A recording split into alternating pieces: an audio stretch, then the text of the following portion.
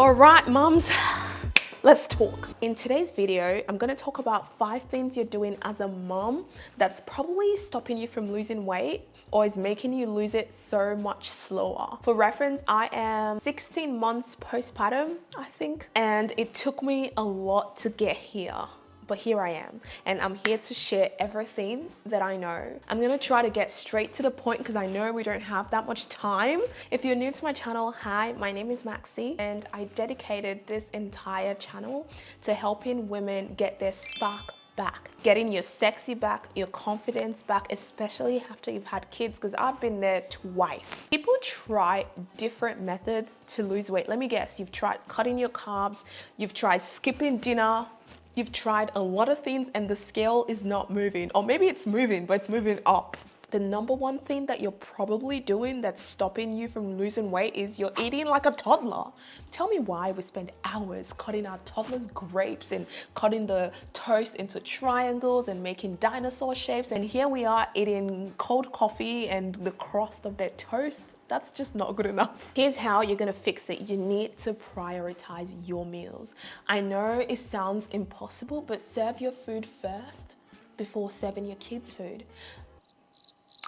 Okay, sometimes that's not always possible. Do you think I would have been able to make this video with my 10 minutes makeup routine and my imperfectly curled hair if I didn't prioritize myself? So you need to prioritize your meals. Here's an example of how you can prioritize your meals.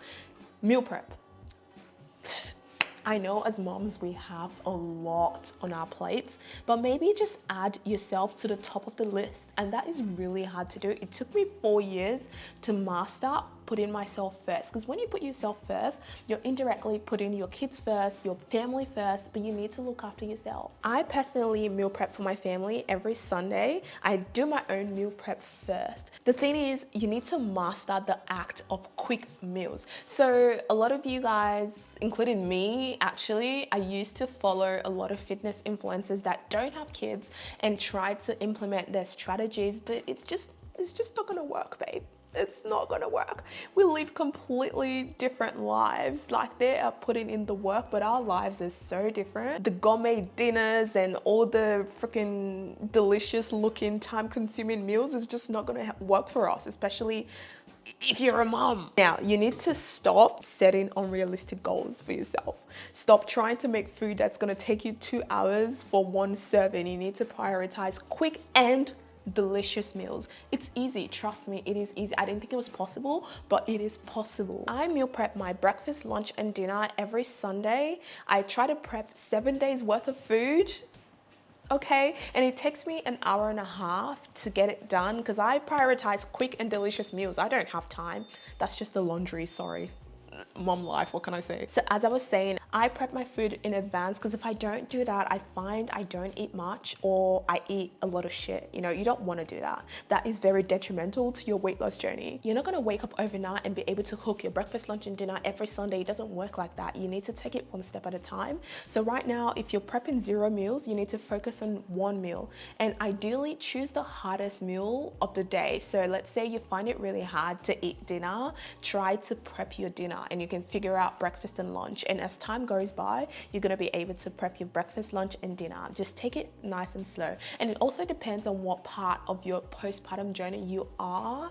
When I was about 1 month postpartum, I didn't really give a shit about prepping my own meals. I survived off pre-packed meals and I wasn't really eating a lot of healthy food because I just was focused on survival. So depending on where you are in your postpartum journey, just make sure you set realistic goals for yourself. Protein, you have to prioritize protein. If you've got more snacks on your plate than protein, we've got a problem. Examples of quick and easy proteins for moms includes Greek yogurt, tofu, cottage cheese. You've got a lot of mince. Mince is gonna be your best friend because they're so easy to make. You got some chicken breast, chicken thighs, salmon, eggs, whatever. There's a lot of options. Take your pick. Also, you need to quit eating your kids' scraps. You're not a dog. Sorry, that wasn't very respectful. I'm sorry.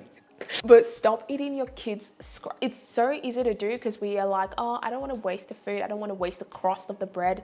But it's okay to chuck it in the bin. It's okay, I promise you.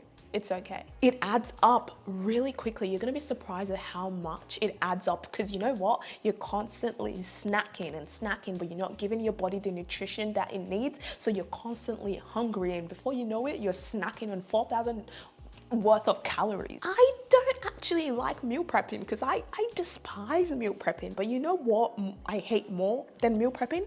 Feeling uncomfortable in my own skin. So I had to pick my struggles. So try to meal prep if you can.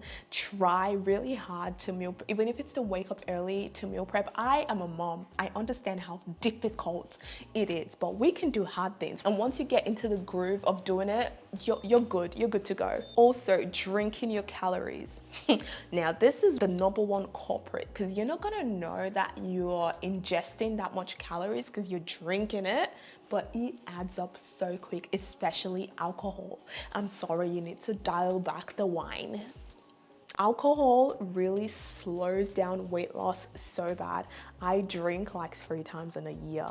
That might not be realistic for a lot of people, but I really enjoy looking good. And I'm like, alcohol, looking good, don't know, so you need to cut back the alcohol, the juice, the soda. It needs to go. I understand that sometimes a glass of wine is needed at the end of the night, but trust me, once you put in the work into looking good and feeling good, that feeling lasts the whole day. #2, you're doing the wrong workouts. You follow a very sexy, beautifully talented, hardworking influencer that is posting abs routine, and she doesn't have no kids, no diastasis recti, no ab separation, no mom pooch, and you're doing the exact workouts that she's doing to get her abs, and you're wondering why your mom pooch is not shrinking. Yeah. Workouts when you've got a mom pooch, especially if you want to work out your core, is gonna be so different. I didn't know this the first time, and I made my mom pooch worse actually. So doing things like crunches, anything that has to do with you crunching, is gonna make your pooch worse. So you need to get exercises that is suitable for your mom pooch. Also, you're doing too much cardio and not enough strength training. Now, this is a slippery slope because, like I said, it depends on how far along you are in your postpartum journeys. Because when I wasn't always here. I started from somewhere as well. When I first started, I used to go on 10 to 30 minutes walk every day. No, 5 days a week. I would say 5 days a week because, bro, I hated walking. I just wanted to survive. I used to go on 30 minutes walk like 5 days a week with my kids. And on the days where I really don't want to go, I would just go for 10 minutes, like 5 minutes go, 5 minutes come. And I'm like, yeah, that's all I can do. So it depends on where you are in your postpartum journey. Anything less than 6 months, you need to take it a little bit easy. Trust me, like your body grew a human for 9 months. I don't know why we expect it to snap back in 1 week. It doesn't work that way. So for people that are more than 6 months postpartum, you need to strength train.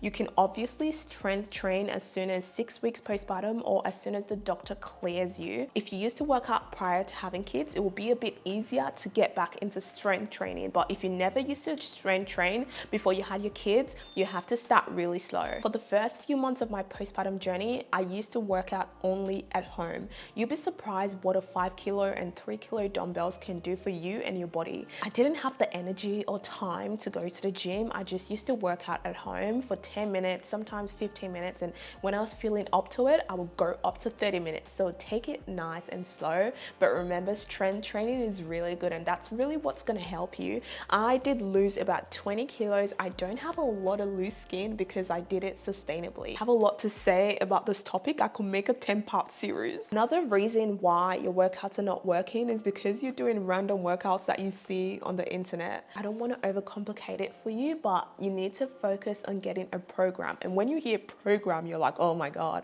it's not even that complicated. For example, you're like, okay, on Mondays, I want to do squats, deadlifts, and hip thrust. Stick to that. And every week you need to increase your intensity. And when I say intensity, you can reduce the amount of time that you rest, you can increase your weights, you can increase the reps, you can increase the set. That's how you do progressive overload. You need to progress in your workout. Don't just do random workouts. Pick a structured workout, stick to it and improve it as the week goes by. I personally make a workout plan for myself and I stick to it. Every 8 weeks, I try to switch it up because otherwise you're just gonna get bored. That's me personally. I get bored after 2 months of doing the same shit. As a mom, you need to let go of the all or nothing mentality. 10 minutes workouts, it adds up, I promise. It really does. That's what I did. And when I tell people I did 10 minutes of working out, they're gonna be like, yeah, no, that's not true. But it is true, because what's gonna happen is you do 10 minutes today, 10 minutes tomorrow, 3 days later, you're like, okay, I think I could do 15 minutes, and you're gonna work your way up until you get to what, 30 minutes, 45 minutes, even 1 hour. It gets better, but you just got to start from somewhere. And you also need to stop comparing your day 1 to someone else's day 100. Another thing is ignoring your core and pelvic floor recovery. Like she's been through a lot. Even if you've had a C-section, you still need to repair your pelvic muscles, and it doesn't take too long. Like right now, I'm doing it. You know, you can like TMI, sorry. You need to look for quick exercises that's gonna help to repair your core and your pelvic floor. Number 3, now this one, you're not sleeping enough.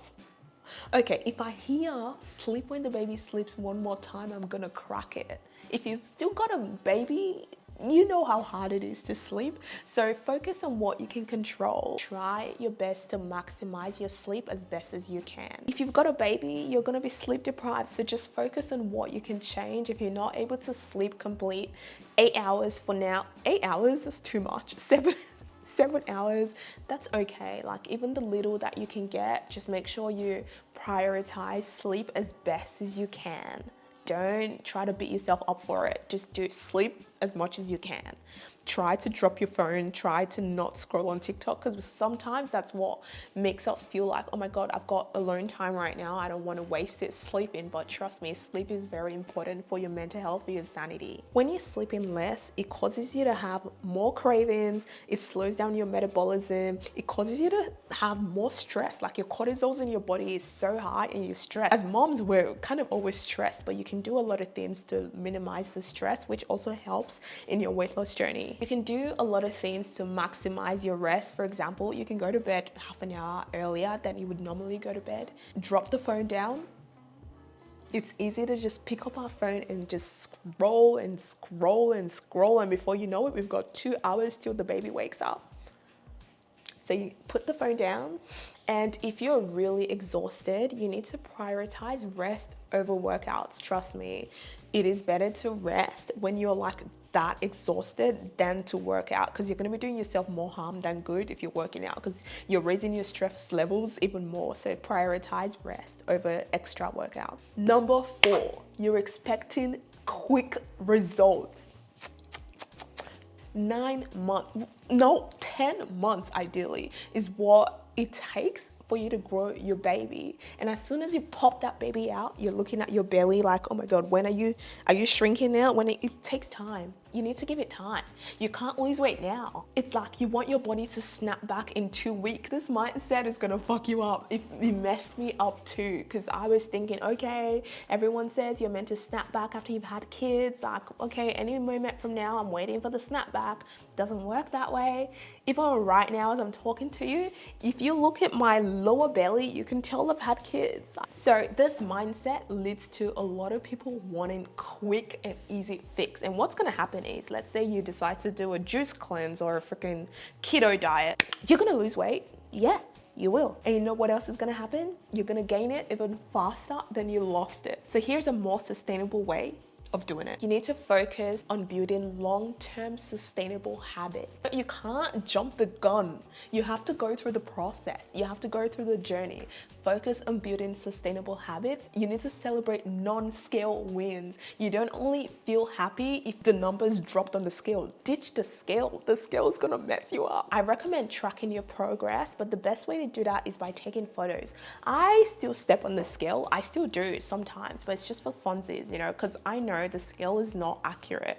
Taking photos or measurement is the most accurate way to check if you're making progress or not. Celebrate the small wins. Oh my God, I had enough energy today. Oh my God, I slept for 4 hours straight today. Wow, I slept 7 hours today. I didn't scroll on TikTok or Instagram tonight. Just celebrate the small wins, because that's what makes the journey. You need to make sure that you enjoy the process. That is what's gonna make this journey either excruciating for you or amazing for you. time is gonna pass anyway. You might as well be happy. Number 5, the mom mentality is holding you back. Now, let me explain what that means. Society expects you as a mom to put yourself last in whatever situation you're in. Doesn't matter, you're a mom, you need to come last. And scrap it out. That is the complete opposite of what you should be doing. You need to put yourself first. You're never gonna miss your kid's dentist appointment or the child health nurse appointment. So when you make an appointment with yourself, why are you missing it? I know it's easier said than done. It takes a lot of effort. It takes a lot of intentionality, but you need to show up for yourself. What I personally do is every Monday, I try so hard to wake up at 6 a.m. before my kids wake up. If your kids wake up at 6, wake up at 5. If they wake up at 4, wake up at 3.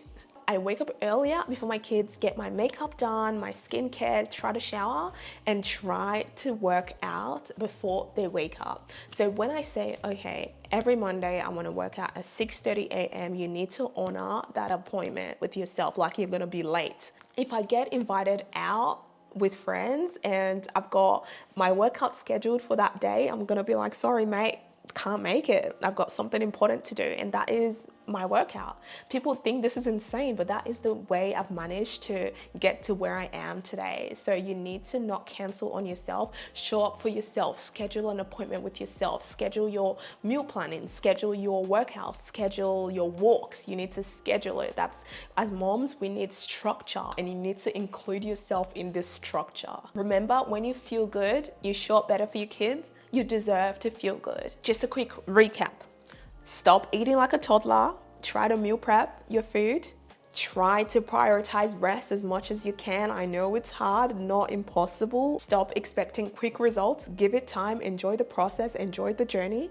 Let go of the mom mentality that's holding you back. You deserve to show up for yourself. When you look hot, you feel even better. If you've enjoyed this video, please like and subscribe to my channel. I'm going to be posting new videos every week. Cheers to getting your spark back. You deserve to feel sexy and confident in your own body. Thank you so much for watching, and I'll see you next week.